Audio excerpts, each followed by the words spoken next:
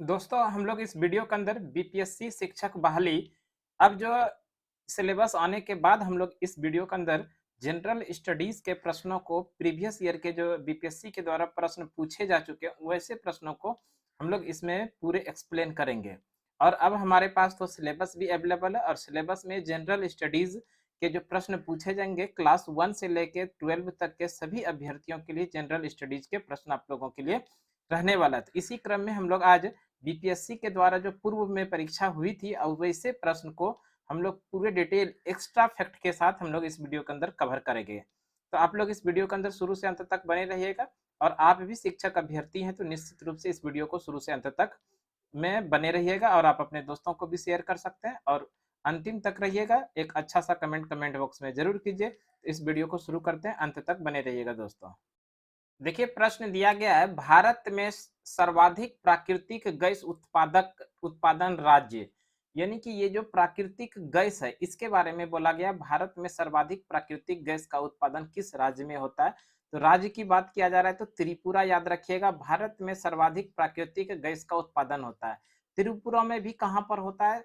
Sonamura gas संग्रह station, ये station का नाम है सोनामुरा गैस संग्रह स्टेशन के अंदर भारत में सर्वाधिक प्राकृतिक गैस उत्पादन होता है। सोनामुरा गैस संग्रह स्टेशन कहां पर है? ये भी ध्यान रखिएगा, त्रिपुरा के अंदर।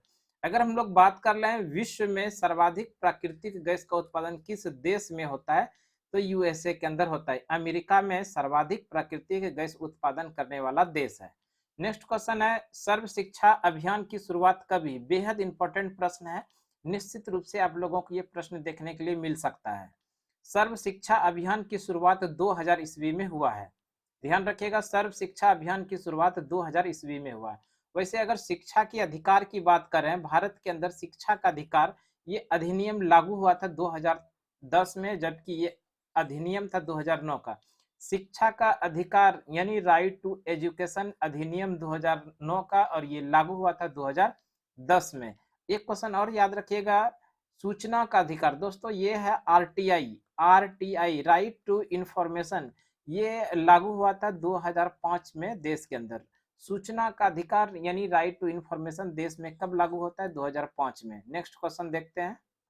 नेक्स्ट क्वेश्चन है, पृथ्वी शिखर सम्मेलन, प्रथम पृथ्वी शिखर सम्मेलन का आयोजन 1992 में हुआ था। यहाँ पर नोट डाउन कर लीजिएगा, प्रथम पृथ्वी शिखर सम्मेलन का आयोजन 1992 में ब्राजील के रियो डी जेनेरियो के अंदर हुआ था। तो ध्यान रखिएगा, बेहद इंपॉर्टेंट प्रश्न है। प्रथम पृथ्वी शिखर सम्मेलन का आयोजन 1992 में ब्राजील के रियो डी जेनेरियो के अंदर। आप लोग ये भी ध्यान रखिएगा, पृथ्वी दिवस, दोस्तों पृथ्वी दिवस, विश्व पृथ्वी दिवस, ये जो प्रत्येक वर्ष मनाया जाता है 22 अप्रैल को, 22 अप्रैल को प्रत्येक वर्ष विश्व पृथ्वी दिवस मनाया जाता है, याद रखिएगा।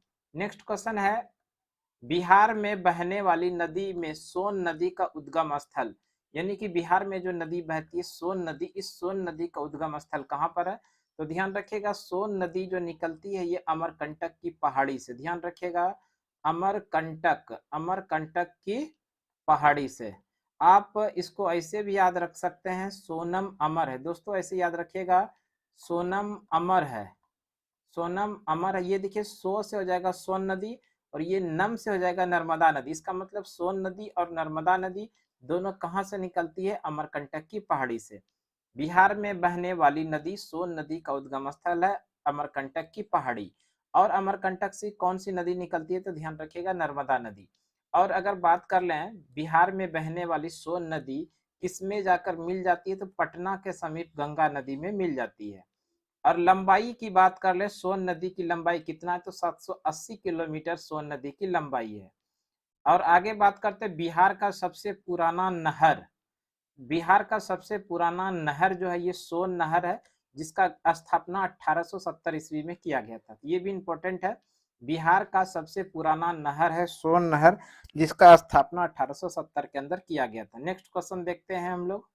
नेक्स्ट क्वेश्चन है, हरित क्रांति के जनक, दोस्तों हरित क्रांति के बारे में प्रश्न है। हरित क्रांति का जनक विश्व में नॉर्मन बोरलॉग, ध्यान रखिएगा, विश्व में नॉर्मन बोरलॉग ने हरित क्रांति की शुरुआत किया था और ये यूएसए के रहने वाले अमेरिका के ये वैज्ञानिक है नॉर्मन बोरलॉग। विश्व स्तर पर नॉर्मन बोरलॉग ने हरित क्रांति की शुरुआत किया था। वहीं पर अगर हम लोग भारत में बात कर लें, भारत में हरित क्रांति के जनक जो हैं वो एम एस स्वामीनाथन है। एम एस स्वामीनाथन ने भारत के अंदर 1966-67 में हरित क्रांति की शुरुआत किया था। हरित क्रांति का सर्वाधिक प्रभाव जो पड़ा है किस फसल पर? गेहूं पर। हरित क्रांति का सर्वाधिक फसल गेहूं पर। अगर आपको ऑप्शन में गेहूं नहीं रहे तब इस कंडीशन में आप चावल भी आंसर कर सकते हैं। अगर चावल भी नहीं रहे तो मोटा अनाज कर सकते हैं, मोटे अनाज। और मोटा अनाज भी नहीं रहे तो इस स्थिति में आप खाद्यान्न दिखने के लिए अगर ऑप्शन में मिले तो वो भी आंसर कर सकते हैं। हरित क्रांति का संबंध है, सबसे अधिक प्रभाव गेहूं पर पड़ा। गेहूं ऑप्शन में नहीं दिखे तो चावल कर सकते हैं। चावल भी और गेहूं ऑप्शन में नहीं रहे तो मोटे अनाज कर सकते हैं। इसके अलावा अगर मोटे अनाज भी नहीं रहे तो खाद्यान्न भी कर सकते हैं। इसी एम एस स्वामीनाथन का एक प्रसिद्ध बुक है to a hunger free world. Important है, ध्यान रखिएगा, to a hunger free world पुस्तक के लेखक एम एस स्वामीनाथन है। नेक्स्ट क्वेश्चन है, बिहार के प्रमुख स्थल। बिहार के प्रमुख स्थल जैसे विष्णुपद मंदिर कहाँ पर है? गया के अंदर है। इंपॉर्टेंट है, याद रखिएगा, विष्णुपद मंदिर किस जिला के अंदर है? तो गया के अंदर। सूर्य मंदिर ये औरंगाबाद के अंदर है। बराबर की गुफा ये भी गया में है। बराबर की गुफा किस जिला के अंदर है? तो गया में। राजगीर पावापुरी ये दोनों नालंदा के अंदर है। राजगीर पावापुरी नालंदा के अंदर। वैनसांग मेमोरियल ये भी नालंदा के अंदर है। और बिम्बिसार कारागार ये भी नालंदा के अंदर। ये इंपॉर्टेंट है, ध्यान रखिएगा। वैनसांग मेमोरियल कहाँ पर है? नालंदा के अंदर। बिम्बिसार का कारागार ये भी नालंदा के अंदर है। नेक्स्ट क्वेश्चन देखते हैं हम लोग। नेक्स्ट क्वेश्चन है, विश्व का सबसे बड़ा चिड़ियाघर क्रूजर नेशनल पार्क कहाँ स्थित है? विश्व का सबसे बड़ा चिड़ियाघर क्रूजर नेशनल पार्क स्थित है दक्षिण अफ्रीका के अंदर। ध्यान रखिएगा, विश्व का सबसे बड़ा चिड़ियाघर क्रूजर नेशनल पार्क दक्षिण अफ्रीका के अंदर स्थित है। अगर बात कर ले भारत का पहला नेशनल पार्क, भारत का पहला राष्ट्रीय उद्यान, ये है जिम कॉर्बेट नेशनल पार्क। इसी जिम कॉर्बेट नेशनल पार्क का दूसरा नाम है हेली नेशनल पार्क। और अब इस नेशनल पार्क का नाम कर दिया गया रामगंगा नेशनल पार्क जो उत्तराखंड के अंदर स्थित है। इस तरह से भारत का पहला नेशनल पार्क जिम कॉर्बेट या हेली, अब हो गया है नया नाम रामगंगा नेशनल पार्क। किस राज्य के अंदर है? तो उत्तराखंड के अंदर है। अगर बात किया जाए भारत का सबसे बड़ा नेशनल पार्क, भारत का सबसे बड़ा नेशनल पार्क ये है हेमिस नेशनल पार्क जो लद्दाख के अंदर है। भारत का सबसे बड़ा national park Hemis national park Ladakh के अंदर स्थित है। कीवी चिड़िया किस देश का प्रमुख चिड़िया है? तो ध्यान रखिएगा ये न्यूजीलैंड का है। अगर बात कर ले सबसे छोटी पक्षी, सबसे छोटी पक्षी हमिंग बर्ड है। सबसे छोटी पक्षी हमिंग बर्ड। और सबसे बड़ा जीवित पक्षी शुतुरमुर्ग जिसको ऑस्ट्रिच के नाम से भी जानते हैं। सबसे बड़ी जीवित पक्षी है शुतुरमुर्ग जिसको ऑस्ट्रिच के नाम से जानते हैं। नेक्स्ट क्वेश्चन देखते हैं हम लोग, अगला प्रश्न। नेक्स्ट क्वेश्चन है, बिहार में कुल जिले। बिहार में कुल जिले की बात करें तो 38 जिला बिहार के अंदर है वर्तमान समय में। बिहार के अंदर कुल कितने जिले? 38 जिला है। प्रमंडल की बात करें तो 9 प्रमंडल है। बिहार के अंदर कितने प्रमंडल है? 9 प्रमंडल है। जिला 38 है। पुलिस जिला की बात करें तो पुलिस जिला 40 है। सर्वाधिक जनसंख्या घनत्व वाला जिला शिवहर, इंपॉर्टेंट है, याद रखिएगा। बिहार में सर्वाधिक जनसंख्या घनत्व वाला जिला शिवहर है। अगर बात कर ले बिहार के अंदर पंचायत की संख्या कितनी है? तो 8,471 पंचायत है। अनुमंडल की बात करें, अनुमंडल कितने? तो 101 अनुमंडल है। प्रखंड की बात करें तो 534 प्रखंड है। पूरे बिहार के अंदर प्रखंडों की संख्या 534 है। अनुमंडल की संख्या 101 है। पंचायत की संख्या 8,471 है। प्रमंडल 9 है। बिहार में कुल जिला 38 है। पुलिस जिला 40 है। सर्वाधिक जनसंख्या घनत्व वाला जिला शिवहर है। नेक्स्ट क्वेश्चन है, भारतीय वन्य जीव संस्थान कहाँ स्थित है? भारतीय वन्य जीव संस्थान देहरादून में स्थित है। ध्यान रखिएगा, भारतीय वन्य जीव संस्थान देहरादून में स्थित है। नेक्स्ट क्वेश्चन है, वन्य जीव संरक्षण अधिनियम। देखिए ये जो प्रश्न दिया गया वन्य जीव संरक्षण अधिनियम 1972 का है। किसी किसी बुक में आपको 73 भी देखने के लिए मिल सकता है, लेकिन वन्य जीव संरक्षण अधिनियम 1972 याद रखिएगा। वन संरक्षण अधिनियम 1980। वन संरक्षण अधिनियम भारत में कब आता है? 1980 के अंदर आता है। देखिए दोनों में डिफरेंस क्या है? एक है वन्य जीव संरक्षण, वन के अंदर जो जीव उसका संरक्षण के लिए अधिनियम 1970 में आया था, जबकि वनों का संरक्षण के लिए अधिनियम जो आया था वो 1980 के अंदर आया था। पर्यावरण संरक्षण भारत में कब आता है? तो 1986 के अंदर। पर्यावरण संरक्षण अधिनियम कब आता है? 1986 में। बाघ संरक्षण अधिनियम 1973। एक और याद रखिएगा, हाथी संरक्षण अधिनियम। हाथी संरक्षण अधिनियम 1992 का है, ध्यान रखिएगा।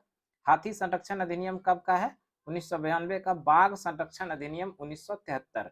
दोस्तों, अगर आप लोग जानना चाहें कि वर्तमान समय में भारत के अंदर कितने बाघ हैं, तो 3167 बाघ है। वर्तमान समय में भारत के अंदर कितने बाघ हैं? 3167 बाघ हैं।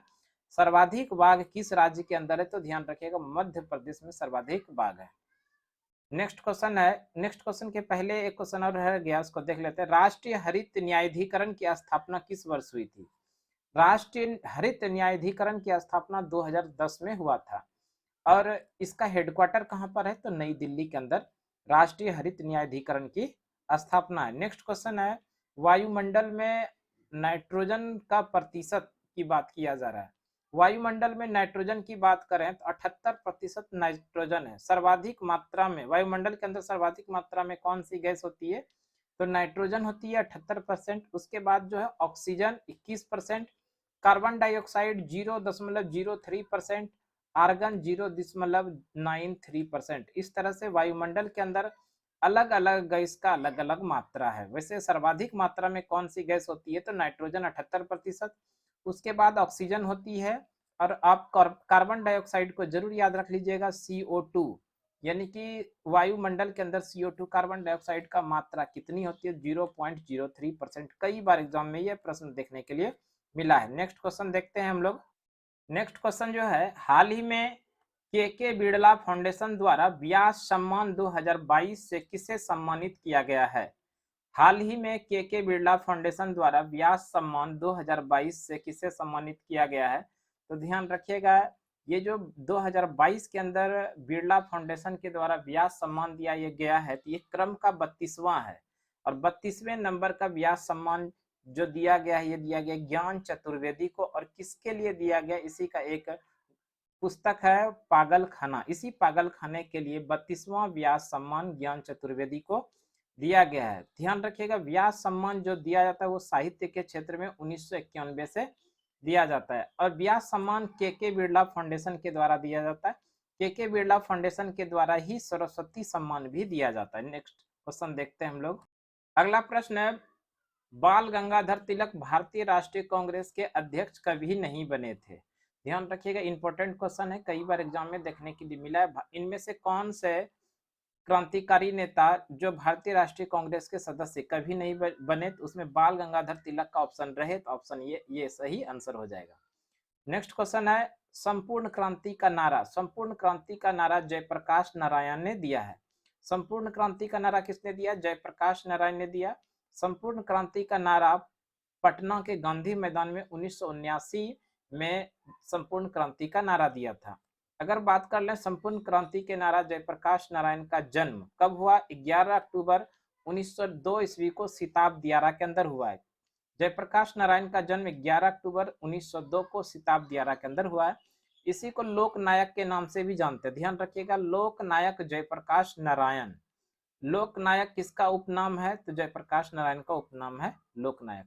लोक नायक जयप्रकाश नारायण को भारत रत्न कब सम्मानित किया गया? भारत रत्न से 1999 ईस्वी में भारत रत्न से सम्मानित किया गया था जयप्रकाश नारायण को, और ये मरणोपरांत दिया गया था।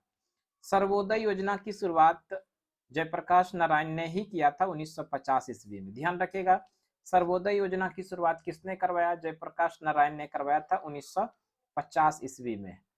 और सर ध्यान रखिएगा, लोक नायक जयप्रकाश यानी कि जयप्रकाश नारायण ने बिहार में आजाद दस्ता का गठन करवाया था। आजाद दस्ता, और ये आजाद दस्ता का गठन जो करवाया था 1942, जिस समय की भारत छोड़ो आंदोलन चल रहा था, उसी समय बिहार के अंदर जयप्रकाश नारायण ने आजाद दस्ता का गठन कराया था।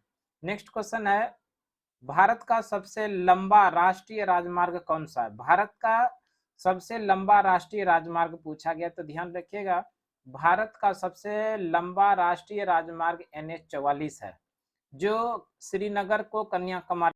भारत की सबसे लंबा राष्ट्रीय राजमार्ग NH-44 है, श्रीनगर को कन्याकुमारी से जोड़ती है।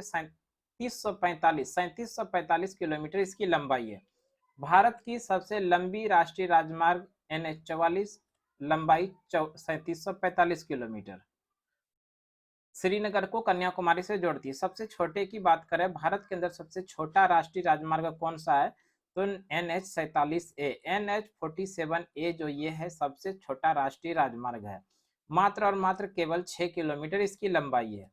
अगर NH 1 की बात करें तो NH 1 दिल्ली भारत के पाकिस्तान की सीमा अटारी बॉर्डर से तक जाती है। दिल्ली से भारत के पाकिस्तान सीमा अटारी बॉर्डर तक जाती है NH 1। NH 2 या NH 19 की बात करें तो दिल्ली और कोलकाता को जोड़ने वाली नेशनल हाईवे है NH 2 NH 19। NH 3 की बात करें, आगरा से मुंबई को जोड़ने वाली जो नेशनल हाईवे है वो NH 3 है। NH 44 की बात करें, मुंबई से चेन्नई के बीच में नेशनल हाईवे है NH 4।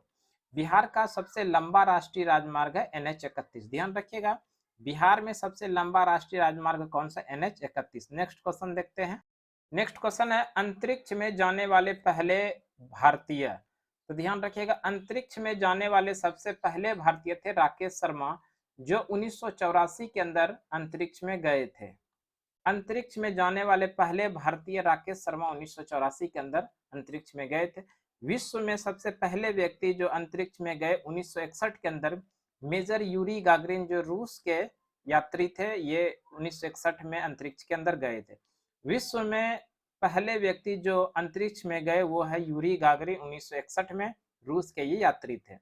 चंद्रमा पर जाने वाला सर्वप्रथम नील आर्मस्ट्रांग है, जो यूएसए का रहने वाला था। 1969 ईस्वी में चंद्रमा पर ये गए थे। चंद्रमा पर जाने वाले पहले व्यक्ति नील आर्मस्ट्रांग, जो यूएसए के थे, और 1969 ईस्वी में ये चंद्रमा पर गए थे। आगे है, चंद्रमा पर जाने वाली, सॉरी चंद्रमा नहीं, अंतरिक्ष में जाने वाली पहली महिला विश्व में, अंतरिक्ष में जाने वाली पहली महिला विश्व में वो है वेलेंटिना तेरेस्कोवा, जो रूस की रहने वाली है। ध्यान रखिएगा, जो कहाँ की है, रूस की रहने वाली है। और ये 1963 ईस्वी के अंदर 63 में अंतरिक्ष में गई थी। विश्व की पहली महिला जो अंतरिक्ष में गई वेलेंटिना तेरेस्कोवा, रूस की रहने वाली, 1963 के अंदर ये अंतरिक्ष में गई थी। भारतीय मूल की पहली महिला जो अंतरिक्ष में गई उसका नाम है कल्पना चावला, 1987 के अंदर ये अंतरिक्ष में गई थी। भारतीय मूल की पहली महिला जो अंतरिक्ष में गई कल्पना चावला 1987 के अंदर। नेक्स्ट क्वेश्चन देखते हैं हम लोग। नेक्स्ट क्वेश्चन है, साइलेंट वैली, इसी को मूक घाटी के नाम से जानते हैं। साइलेंट वैली कहाँ पर है, केरल के अंदर। फूलों की घाटी ये है उत्तराखंड के अंदर। फूलों की घाटी कहाँ पर है, उत्तराखंड के चामोली जिला। सिलिकॉन वैली बेंगलुरु के अंदर है। आगे है, राष्ट्रीय वन अनुसंधान संस्थान कहाँ पर है, देहरादून। तीनों को याद रखिएगा, चारों को, बेहद इंपॉर्टेंट प्रश्न है। साइलेंट वैली यानी मुख घाटी ये केरल के अंदर है। फूलों की घाटी उत्तराखंड है। सिलिकॉन वैली बेंगलुरु के अंदर है। राष्ट्रीय वन अनुसंधान संस्थान देहरादून है। नेक्स्ट क्वेश्चन है, भारत का पहला समाचार पत्र द बंगाल गजट, जिसके प्रकाशन करवाया था जेके हिक्की ने। भारत का पहला समाचार पत्र का नाम है बंगाल गजट, किसके द्वारा प्रकाशित करवाया गया था, जेके हिक्की के द्वारा, कलकत्ता से। ध्यान रखिएगा, भारत का पहला समाचार पत्र कहां से प्रकाशित हुआ था, कलकत्ता से 1780 ईस्वी में। अगर बात कर ले हम लोग केसरी पत्रिका, देखिए केसरी पत्रिका इसका जो भाषा था वो मराठी था, और केसरी पत्रिका का प्रकाशन किसने करवाया था, बाल गंगाधर तिलक ने। बाल गंगाधर तिलक के द्वारा एक और पत्रिका निकाला गया था जो जिसका नाम है मराठा, या मराठा। ध्यान रखिएगा, बाल गंगाधर तिलक के द्वारा दो पत्रिका निकाला गया था, एक केसरी जिसका की भाषा मराठी था, दूसरा मराठा पत्रिका, और इसका जो भाषा था वो अंग्रेजी था। ये दोनों पत्रिका बाल गंगाधर तिलक के द्वारा छपाया गया था। अमृत बाजार पत्रिका का जो प्रकाशन करवाया था शिशिर कुमार घोष ने।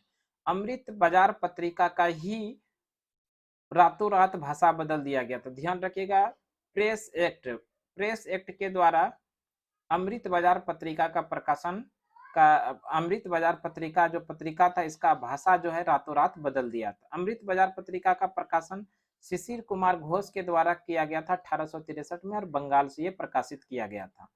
आगे बात करते हैं, 1857 की क्रांति की जांच किस समिति के सिफारिश पर हुआ था, तो पील कमीशन। ध्यान रखिएगा, 1857 की क्रांति की जांच के लिए कौन सी कमीशन बनाया गया था? पील कमीशन।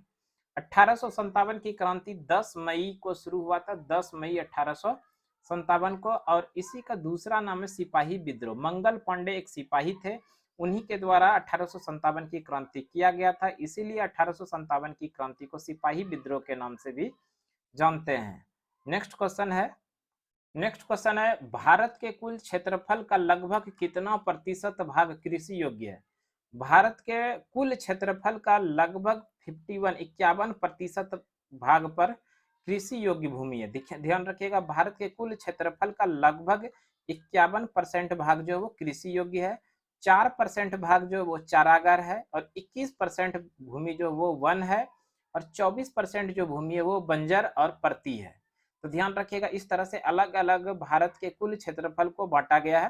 कृषि के लिए अगर बात कर ले तो कृषि के लिए 51% है, चारागाह के लिए 4% है, वन के लिए 21% है, बंजर जो है 24% है। आगे बात करते हैं। नेक्स्ट क्वेश्चन, विश्व का सबसे बड़ा नदी द्वीप कौन सा है? विश्व का सबसे बड़ा नदी द्वीप ये माजुली नदी द्वीप है, जो असम के अंदर है और ब्रह्मपुत्र नदी पर है। विश्व की सबसे बड़ी नदी द्वीप माजुली नदी द्वीप ब्रह्मपुत्र नदी पर असम राज्य के अंदर है। अगर ब्रह्मपुत्र नदी की बात करें तो ब्रह्मपुत्र नदी का उद्गम स्थल तिब्बत का मानसरोवर झील, यानी कि ब्रह्मपुत्र नदी कहाँ से निकलती है? तो ध्यान रखिएगा, तिब्बत के मानसरोवर झील से। और ब्रह्मपुत्र नदी को बांग्लादेश में जमुना के नाम से जानते हैं। ध्यान रखिएगा, ब्रह्मपुत्र नदी को बांग्लादेश में जमुना के नाम से जानते हैं, और असम में जो है ब्रह्मपुत्र नदी को सांगपो के नाम से जानते हैं। बांग्लादेश में गंगा नदी को पद्मा के नाम से जानते हैं। ध्यान रखिएगा, बांग्लादेश में गंगा नदी को क्या कहते हैं? पद्मा। और गंगा नदी और ब्रह्मपुत्र नदी के संयुक्त धारा को मेघना कहते हैं बांग्लादेश में। गंगा नदी और ब्रह्मपुत्र नदी के संयुक्त धारा को मेघना के नाम से जानते हैं। कहां पर? तो बांग्लादेश के अंदर। ब्रह्मपुत्र नदी कहाँ निकलती है? तिब्बत के मानसरोवर से निकलती है, और ब्रह्मपुत्र नदी का जो संगम है यानी कहाँ पर गिरती है? तो वो बंगाल की खाड़ी के अंदर गिरता है।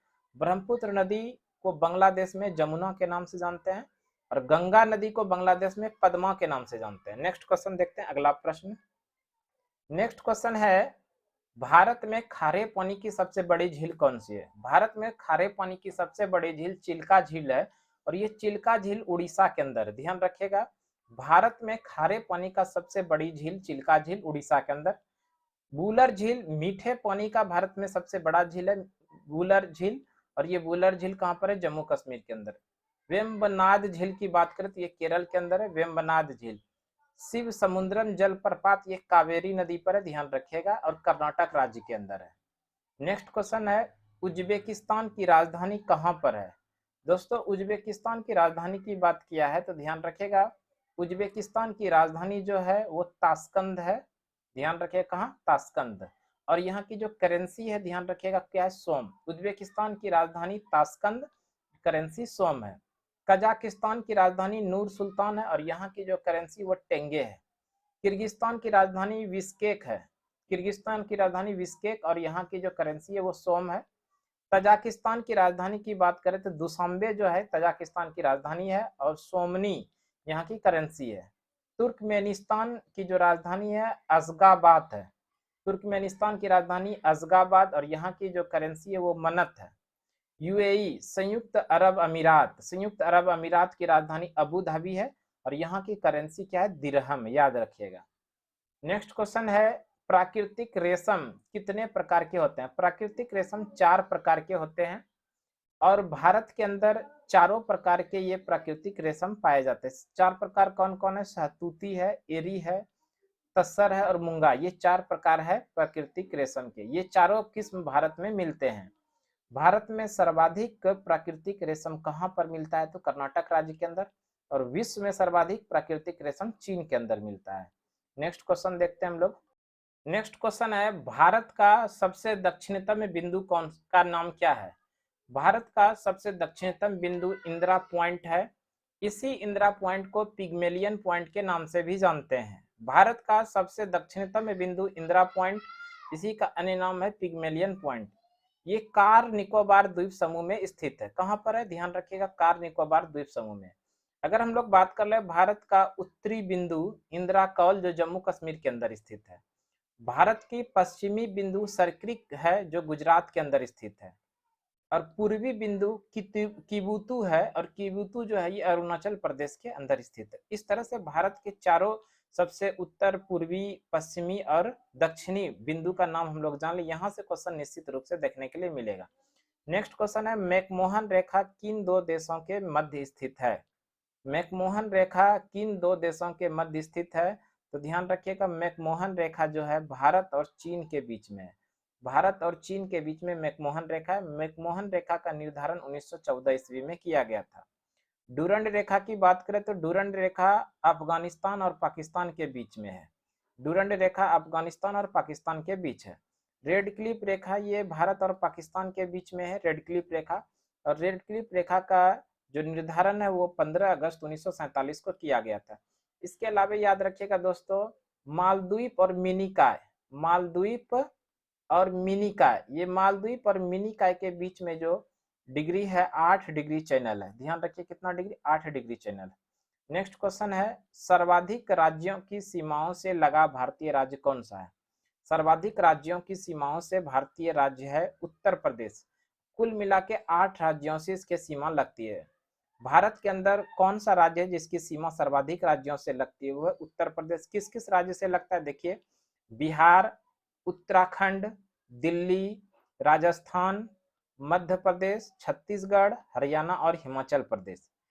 तो ध्यान रखिएगा, भारत के कौन से राज्य हैं जिसकी सीमा सर्वाधिक राज्यों से लगती है? वो उत्तर प्रदेश, 8 राज्यों से इसका सीमा लगता है। और एक अंतरराष्ट्रीय सीमा याद रखिएगा, नेपाल, अंतरराष्ट्रीय सीमा नेपाल। नेक्स्ट क्वेश्चन देखते हैं, अगला प्रश्न।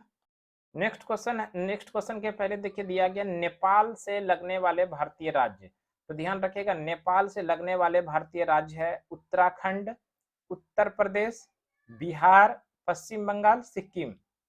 इस तरह से टोटल 5 राज्यों की सीमा स्पर्श करता है नेपाल से।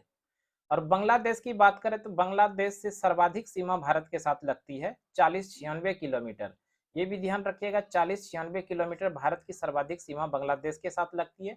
कौन कौन सी राज्य स्पर्श करती है? पश्चिम बंगाल, असम, मेघालय, त्रिपुरा एवं मिजोरम। तो टोटल कुल मिला के 5 राज्यों की सीमा स्पर्श करता है बांग्लादेश। कौन कौन है? पश्चिम बंगाल है, असम है, मेघालय है, त्रिपुरा है और मिजोरम है। अगर बात कर ले पाकिस्तान, पाकिस्तान से लगने वाले भारतीय राज्य, पाकिस्तान की सीमा से लगने वाले भारतीय राज्य आप ऐसे याद रख सकते हैं, पंगू राज्य। देखिए, पो से हो जाएगा पंजाब, गो से हो जाएगा गुजरात, रो से हो जाएगा राजस्थान और जो से हो जाएगा जम्मू कश्मीर। आप ऐसे भी याद रख सकते हैं, पंगू राज्य, पो से पंजाब, गो से गुजरात, आर से राजस्थान और जो से जम्मू कश्मीर। ये चारों राज्यों से सीमा लगती है पाकिस्तान का। अगर हम लोग बात कर लें बांग्लादेश से तीनों ओर घिरा हुआ राज्य असम, बांग्लादेश से तीनों तरफ से घिरा हुआ एकमात्र राज्य है वो असम है। सिक्किम, सिक्किम नेपाल, भूटान, चीन से लगती है। ध्यान रखिएगा, सिक्किम जो है वो नेपाल से भी लगती है, भूटान से भी लगती है और चीन से भी लगती है। तो इंपॉर्टेंट है, याद रखिएगा। 3 अलग अलग देशों से सीमा से सटे भारतीय राज्य कौन सा है? वो सिक्किम है। कौन कौन से देश से लगती है? नेपाल, भूटान, चीन से।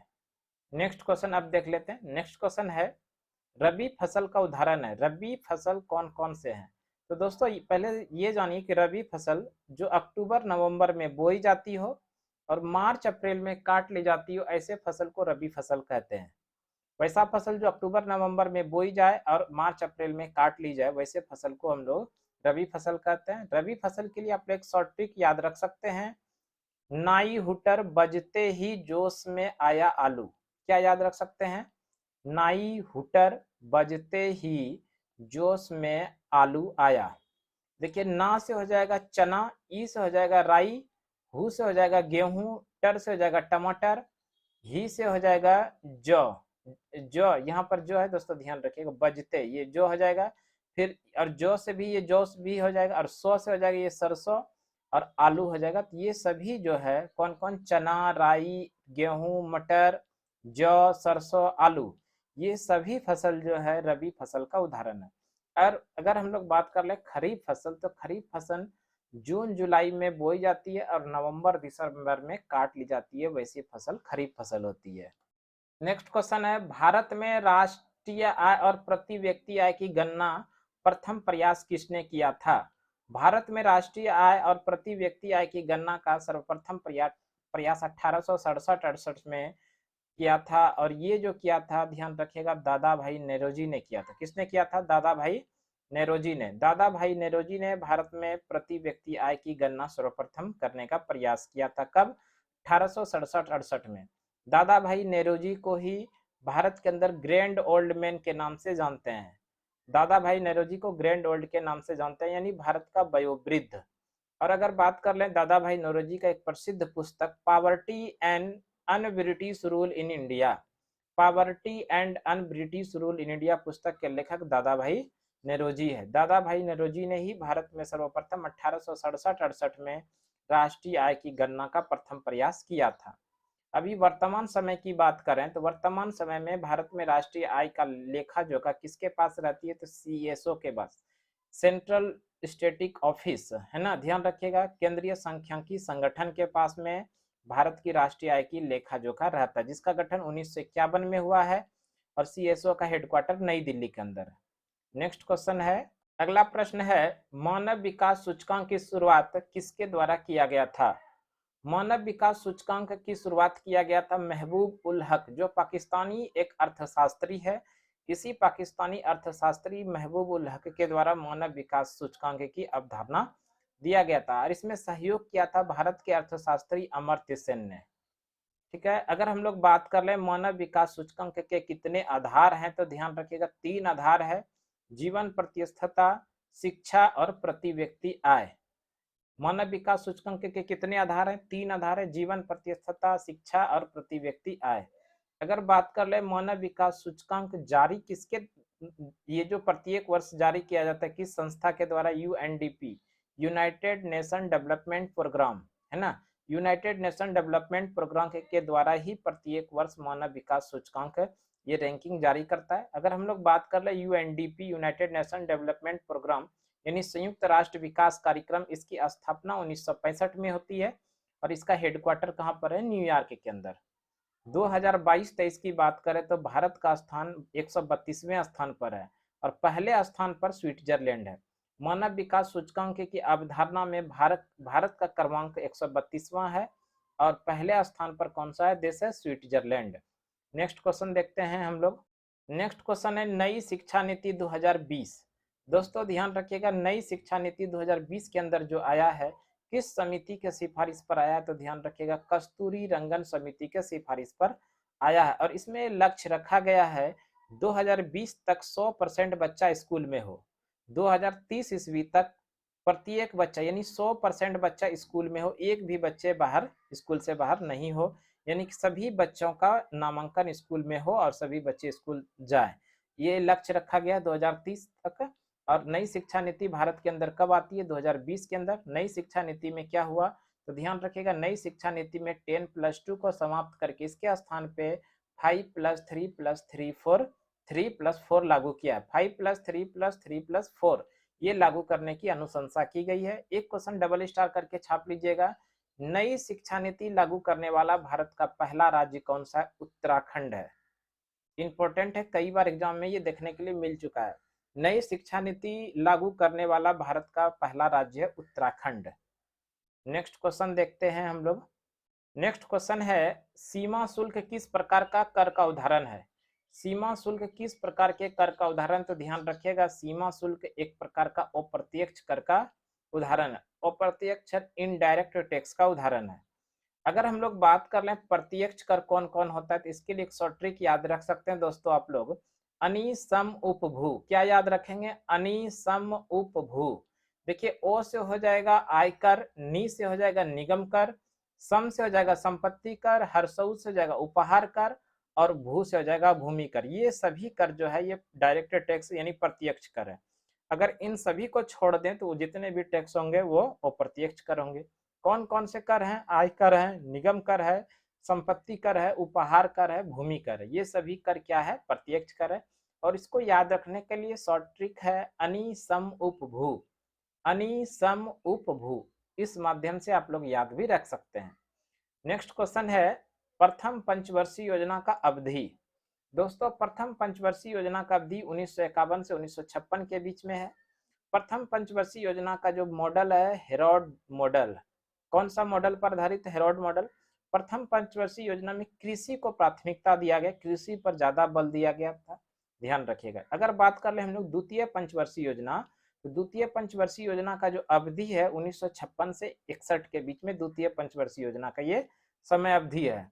और द्वितीय पंचवर्षीय योजना जो दिया गया था किस मॉडल पर? तो पीसी महालनोबिस मॉडल पर आधारित था। द्वितीय पंचवर्षीय योजना में बड़े बड़े उद्योगों को प्राथमिकता दिया गया था। और इसी द्वितीय पंचवर्षीय योजना के समय कुछ स्टील फैक्ट्री की स्थापना हुई थी।